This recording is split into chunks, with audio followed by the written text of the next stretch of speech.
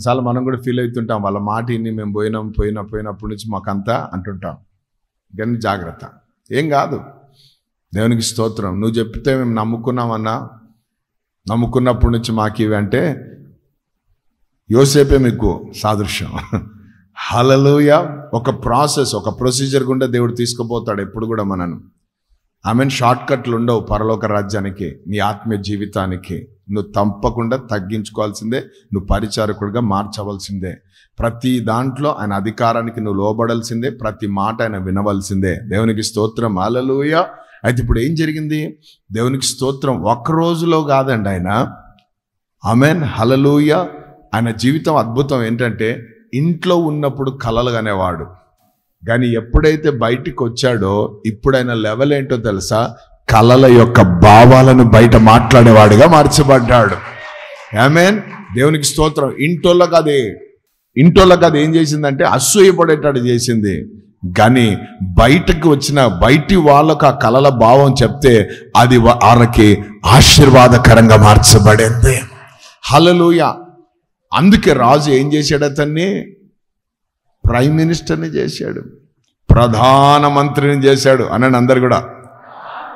దేవునికి స్తోత్రం. ఎవరండి ఇప్పుడు యోసేపు? ఆమేన్. ఆయన సెలవు లేకుండా కాలు కానీ చేయి కానీ ఆడడానికి లేదు. అంటే ఇప్పుడు ఆయన ఎవరు? పరిపాలకుడు అని చెప్పండి అందరు కూడా. తండ్రి మాట విని బయటికి వచ్చిన యోసేపు ఏమయ్యాడు? చివరిగా ఐగుప్తు దేశానికి ప్రధాన మంత్రిగా నిలబెట్టి దేవుడు అతనిని ఒక పరిపాలకునిగా వాడుకోవడం ప్రారంభించాడు. 7 ఏండ్లు కరువు వచ్చిన ప్రపంచమంతా కరువుతో ఉందంట, కానీ ఈ ఐగుప్తు మాత్రం కరువుతో లేదట. కారణం ఏంటంటే దేవునికి స్తోత్రం, ఐగుప్తులో ఒకడున్నాడు. ఎవరు? తండ్రి మాట విని పరిచర్య చేసినోడు. ఆ పరిచారకుడు ఉన్న దాన్ని బట్టి ఆ ప్రాంతానికి ఏం రాలే? Praise the Lord. హల్లెలూయా. మాట వింటున్నావా? దేవుడు నిన్ను ప్రధానమంత్రిని చేయాలనుకుంటున్నాడు. నీ సెలవు లేనిది ఎవడు కూడా అడుగయ్యాడు. అటువంటి అధికారం ఇవ్వాలని ఇష్టపడుతున్నాడు. ఆమేన్. దేవునికి స్తోత్రం. హల్లెలూయా. మరి నువ్వు ఏం చేస్తున్నావు ఈరోజు? మాట వింటున్నావా? మాట వినడమే పరిచర్య చేయడం అంటే, మాట వినడమే పరిచర్య చేయడం అంటే, పక్కన పెట్టడమే పరిచర్య చేయడం అంటే. యేసు ప్రభుత్వం మనం ఏం నేర్చుకున్నాం? పక్కన పెట్టడం నేర్చుకున్నాం. ఇప్పుడు యోసేపుతో ఏం నేర్చుకుంటున్నాం? మాట వినడం నేర్చుకుంటున్నాం. ఆ మాటను వినడం నేర్చుకుంటే నువ్వు ఏమవుతావు తెలుసా? పరిపాలకుని అవుతావు. ఆమేన్. హల్లెలూయా. నువ్వు దేవుని మాట విని, అంటే మాటలు ఎక్కడున్నాయి? దేవుని వాక్యములో ఉన్నాయి. ఆ మాట విని, ఆ మాటను పట్టుకొని, ఆ మాట ప్రకారం నువ్వు అడుగులు వేయడం ప్రారంభిస్తే కష్టాలు వస్తాయి, బాధలు వస్తాయి, శోధనలు వస్తాయి, ఇబ్బందులు వస్తాయి. అయితే వాటన్నిటిని కూడా నువ్వు తట్టుకొని ముందుకు సాగుతూ ఉంటే ఆమేన్, నీకు అద్భుతమైన పరిపాలించే అధికారము కూడా దేవునికి ఇస్తాడు. హల్లెలూయా. నీవు పరిపాలకుడవు. దేవుని నామానికి మహిమ కలుగును గాక. సో మాట వినడం నేర్చుకోవాలి.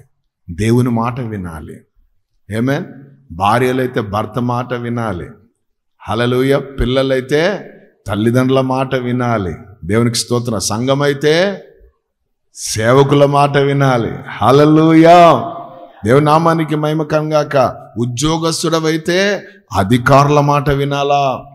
దేవుని నామానికి మహిమ కలుగును గాక. ఆమేన్.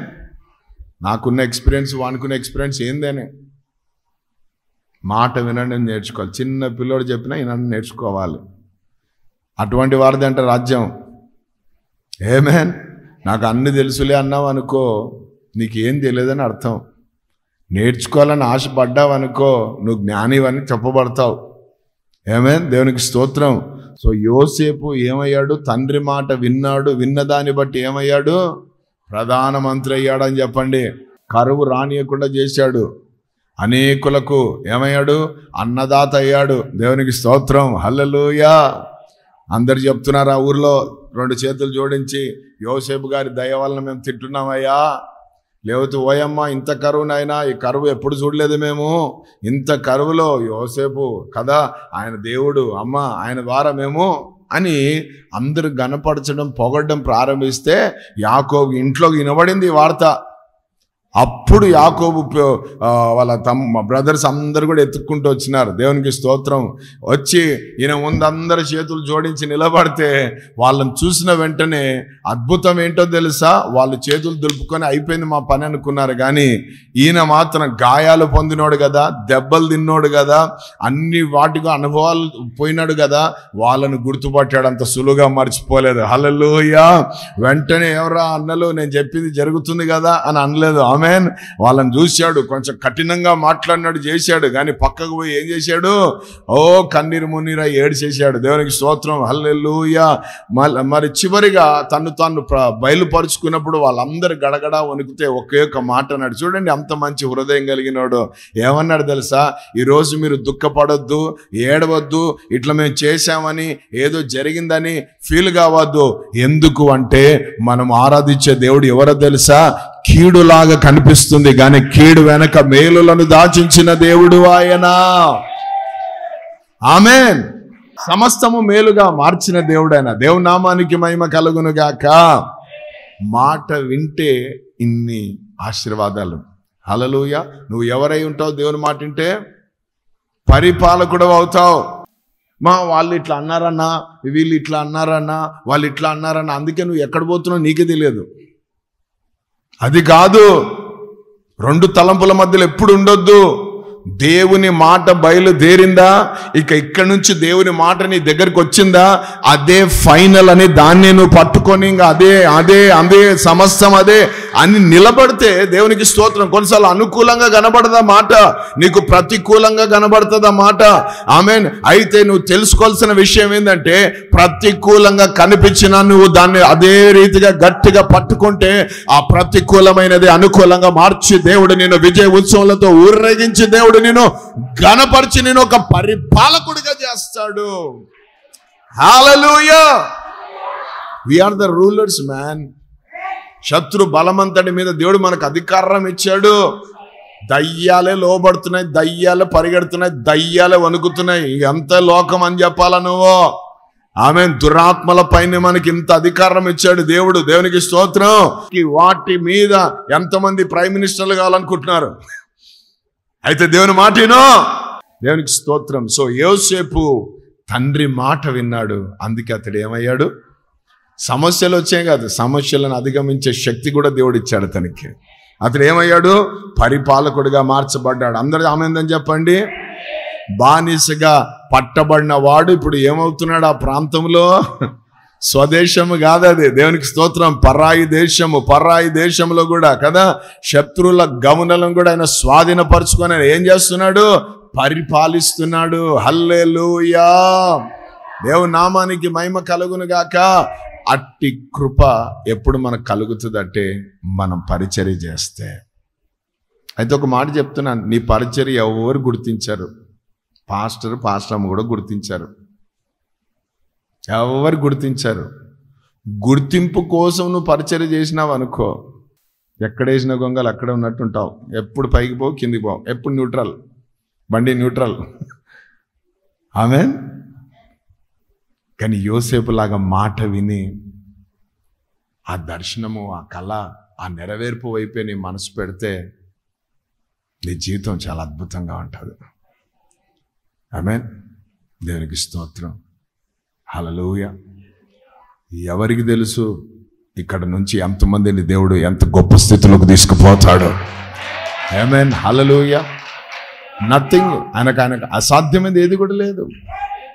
ఈరోజు నువ్వు కూర్చొని వింటున్నవాడుగా, రాసుకుంటున్న వాడుకుంటున్నాము, రేపు ప్రపంచానికి కదిలించేవాడుగా ఉంటామేమో, ఎవడికి తెలుసు. హల్లెలూయా. పక్కన వాళ్ళతో చెప్పండి, ఎవరిని తక్కువ అంచనా వేద్దని. నేనైతే ఎవరిని అయ్యా బాబు, ఎందుకంటే నాకు తెలుసు. ఆమేన్. హల్లెలూయా. సామాన్యులైన దేవుడు సామర్థ్యులుగా చేస్తాడు. ఆమేన్. హల్లెలూయా. దేవునికి స్తోత్రం. ఇప్పుడు మేము చెప్తున్న వాక్యాలు మీరు వింటూ కూర్చున్నారేమో, ఏమో చెప్పలేము. ఒకరోజు మేము కూర్చుంటే మీరు చెప్తా ఉంటారేమో వాక్యాలు. చేయగలడు ఆయన, ప్రధానమంత్రిని చేసినోడు. ఆమెన్, హల్లెలూయా. పరిపాలకునిగా చేస్తాడు. అయితే ఒకటి, దీని వెనక ముఖ్యమైన మాట ఏంది? పరిచర్య అంటే మాట వినడం. దాని తర్వాత ఇంకో వ్యక్తిని చూద్దాం. నిర్గమకాండం 12వ అధ్యాయము 3:7. నిర్గమకాండం 12వ అధ్యాయం. మీరు ఇశ్రాయేలుల సర్వ సమాజముతో ఈ నెల దశమి నాడు వారు తమ తమ కుటుంబముల లెక్క చొప్పున ఒక్కొక్కడు గొర్రె పిల్లనైనను మేక పిల్ల. సంఖ్యాకాండం 12వ అధ్యాయము 3వ వచనం. సంఖ్యాకాండం 12:3. యెహోవా ఆ మాట వినెను. మోషే భూమి మీదనున్న వారందరిలో మిక్కిలి సాత్వికుడు. 7వ వచనం. అతడు నా ఇల్లంతటిలో నమ్మకమైన వాడు. దేవుని నామానికి మహిమ కలుగును గాక. హల్లెలూయా. మోషే అనేవాడు ఎటువంటి వాడట? భూమి మీద ఉన్న సాత్వికుడు, దేవుని ఇల్లంతటిలో నమ్మకమైనాడు. సాత్వికం, నమ్మకత్వం అనండి అందరు కూడా. ఇంకొకసారి ప్రైజ్ ది లార్డ్. ఎవరు? మోషే. ఆమేన్, హల్లెలూయా. పరిచర్య అంటే ఏంటి? సాత్వికము అంటే, సాత్వికం అంటే ఏంటి? తగ్గింపు అనండి అందరు కూడా. తగ్గింపు ఉండాలా, నమ్మకత్వం ఉండాలా? తగ్గింపు ఉండాలా, నమ్మకత్వం ఉండాలా? నువ్వు తగ్గింపుతో కూడిన నమ్మకత్వం కలిగి ఉన్నావు అనుకో, దేవుడు నిన్ను ఒక పరిపాలకునిగా చేస్తాడు. హల్లెలూయా.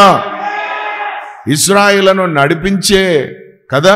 నడిపించే పరిపాలకుడిగా దేవుడు మోషేను వాడుకున్నాడు. కారణం ఏంటంటే అతనిలో ఉన్న పరిచర్య అటువంటిది.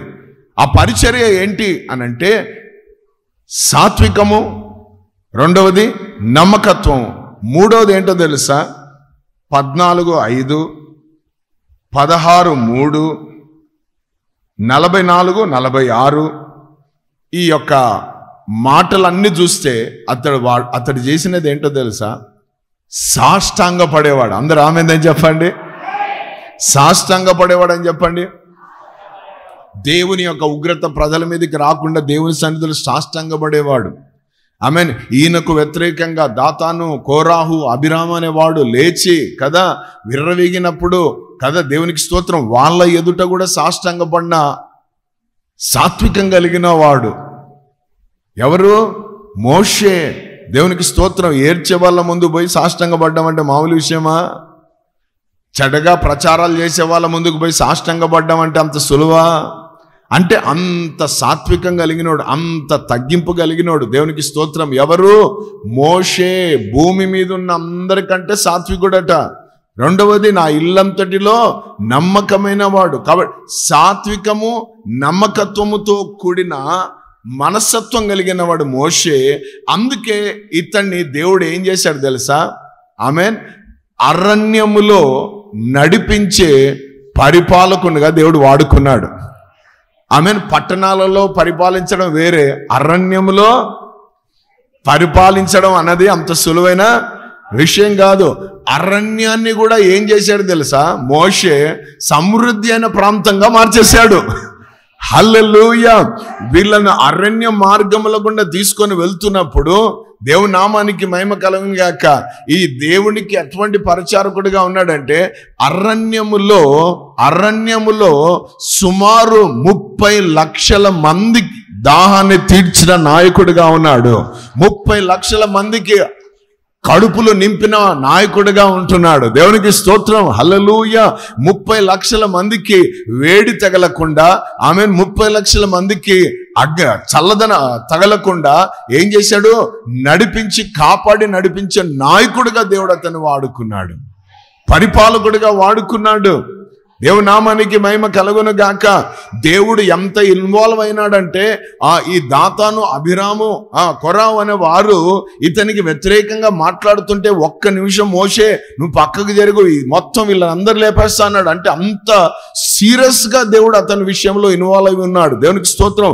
అహరోను, మిరియాము కదా, వాళ్ళ సొంత వారు, రక్త సంబంధులు, వారి సిస్టర్, వారి బ్రదర్, వాళ్ళు మోషే గురించి తప్పుగా మాట్లాడారని రెచ్చిపోయాడు దేవుడు అక్కడ. ఆమెన్. ఎవర్రా మీరు మోషే గురించి మాట్లాడడము, ఏమనుకుంటున్నారు మోషే గురించి అని ఎంత సీరియస్ అయినాడంటే వాళ్ళ అక్క నొసటం కుష్టం పుట్టిందంట. దేవునికి స్తోత్రం. అంతగా తగ్గింపు కారణం ఏంటంటే పరిచర్యకు. ఆ పరిచర్య ఏంటండి? సాత్వికము, నమ్మకత్వం. ఈరోజు సాత్వికం ఉందా? 10 సార్లు కురుకురే ప్యాకెట్లు పడేసినా నువ్వు తీయాలి, అది సాత్వికం. నిన్ననే వచ్చి తుడిసినా ఏంది అప్పుడే వేసినావు తుడుచుకోపో అనేది కాదు. హల్లెలూయా, ఆమేన్. దేవునికి స్తోత్రం. అంటే 0 లెవెల్కి రావాలా. ఏ లెవెల్? దేవునికి మోషకి మధ్యలో ఎట్లుంటుందంటే వాళ్ళు ఫ్రెండ్స్ అంట. ఆమెన్. స్నేహితుడట మోషే. ప్రారంభించేటప్పుడు పిలిచినప్పుడు ఏమన్నాడు తెలుసా? నా జనులను ఐగుప్తుల నుంచి విడిపించు మోషే అన్నాడు. ఒక దగ్గరికి రాగానే మోషేతో దేవుడు ఏమంటాడు తెలుసా? నీ ప్రజలు అంటున్నాడు. నా ప్రజలు పోయింది, ఇప్పుడు ఏమొచ్చింది అంటే వాళ్ళు అట్లా కలిసిపోయినారు ఇద్దరు. దేవునికి స్తోత్రం. ఎంత అద్భుతం కదా. కటి ప్రియ సహోదర సహోదరి, పరిచర్య చేస్తే మనము అరణ్య మార్గంలో ఉన్న మనం పరిపాలకులుగా దేవుడు మనల్ని వాడుకుంటాడు. హల్లెలూయా. మన దగ్గర ఏమీ లేకపోవచ్చు కానీ మన ద్వారా అనేకులు ఆశీర్వదించబడుతూ ఉంటారు. మనను బట్టి అనేకులు దీవించబడుతుంటారు. మనను బట్టి అనేకులు నడిపించబడుతుంటారు. మనను బట్టి అనేకుల జీవితాల్లో కార్యాలు దేవుడు చేయడం ప్రారంభిస్తాడు. నువ్వు పరిపాలించేవాడివి. పరిపాలించాలంటే ఏం చేయాలి? సాత్వికం కలిగి ఉండాలి. అంతేకాదు నమ్మకత్వం కలిగి ఉండాలి కదా. దేవునికి స్తోత్రం. హల్లెలూయా. నమ్మకత్వం అనేది చాలా ప్రాముఖ్యమైనది. పరిచర్యలో ఏముండాలా? దేవునికి స్తోత్రం. నువ్వు చెప్పాలా, నేను పరిచర్యలోకి వచ్చిన 4 సంవత్సరాలైంది, 5 సంవత్సరాలైంది, 10 సంవత్సరాలైంది, ఇప్పటివరకు నేను ఈ పరిచర్యలో నమ్మకంగా ఉన్నాను అని చెప్పే ఒక సాక్ష్యం నీకు ఉండాలి. రెండోది, ఇతరులు నిన్ను చూసినప్పుడు అనాలి, ఆయన మందిరంలో పరిచర్య చేసేవాడు కదా, ఆమె మందిరంలో పరిచర్య చేసేది కదా, వీళ్ళు గడిచిన ఇన్ని సంవత్సరాల నుంచి నేను ఎప్పుడు చూసినా వాళ్ళు అక్కడే పరిచర్యలో ఉన్నారు అంటే అది ఒక మంచి, అది నమ్మకత్వం కలిగిన సాక్ష్యం. ఆమేన్. కనిపిస్తుందా నమ్మకత్వం? ఈరోజు మనకు 3 ఉండాలా. దేవునికి స్తోత్రం. హల్లెలూయా, హల్లెలూయా. ఎందుకు నమ్మకంగా ఉండాలంటే మనం ఆరాధించే దేవుడు నమ్మకమైన దేవుడు. నీకు ఊపిరినిచ్చాడు నమ్మకంగా, నీకు ఆహారం ఇచ్చాడు, వస్త్రాలు ఇచ్చాడు, ఆరోగ్యాన్ని ఇచ్చాడు. నువ్వు అడగకుండానే ఎన్నో ఇచ్చేశాడు నిన్ను. నువ్వు కొంచెం జారిపోయి తప్పుడు అడుగులేసి దూరం అయిపోయి ప్రార్థన చేసుకోక, వాక్యం చదువుకోక, సువార్త ప్రకటించకుండా ఇటువంటి ఏమైనా చేసి ఆపినాడా? ఏమైనా ఆగిపోయినాయా? మనం అనుకుంటాం అట్లా, కానీ ఆయన ఎప్పుడు ఆపడు. ఆయన మంచి వారి మీద, చెడు వారి మీద, అందరి మీద తన ప్రేమను కురిపిస్తూనే ఉంటాడు ఆయన. ఎందుకంటే ఆయన నమ్మకమైన వాడు కాబట్టి. మనం కూడా అదే రీతిగా ఉండాలా. ఎవరు వచ్చినా రాకపోయినా, ఎవరు చేసినా చేయకపోయినా పోల్చుకోవడం అనేది మనకు మంచిది కాదు. కొంతమంది వాళ్ళని వీళ్ళని చూసి పోల్చుకుంటూ ఉంటారు. వాళ్ళు రాలేదు కదా, మనం ఎందుకు పోవాలి? వాళ్ళు చేయలేదు కదా, మేమెందుకు చేయాలి? వాళ్ళకు పట్టలేదు కదా, మాకెందుకు పట్టాలా? పాసిపోతుంది అంత ఇంట్లో, జాగ్రత్త. ఆమేన్. దేవునికి స్తోత్రం. ఇన్ని వేసింటారు బోకులు, ఎవడుగా అడుగాడు ఇంట్లో తిట్టుకుంటూ ఉంటారు. వాడు చెప్తారులే, వీళ్ళు చేస్తారులే, వీళ్ళు చేస్తారులే, వాళ్ళు చేస్తారు. లాట్లు ఏమవుతుంది?